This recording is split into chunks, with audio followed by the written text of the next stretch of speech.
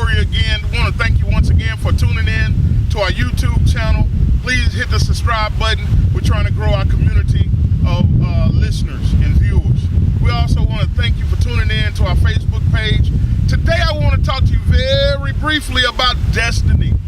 Destiny is your ending point, not where you are right now. You may be just starting out. Things are tough, things are rocky, but guess what? Your ending is not going to be like your beginning. And I want to talk to you very quickly about every decision that you're making now in life. Make those decisions based on your ending. Some of y'all are making decisions because you're mad at someone right now, and so you're trying to quit, you're trying to give up. But God said your destiny is with that person. So why are you trying to quit? Why are you trying to give up? You're trying to give up on the business. But guess what? The business, inside of that business is your destiny. So don't give up, don't give in. Everything that you're doing with your children right now, think about your destiny.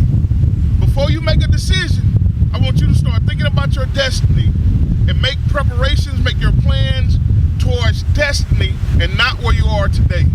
Don't give up, but plan towards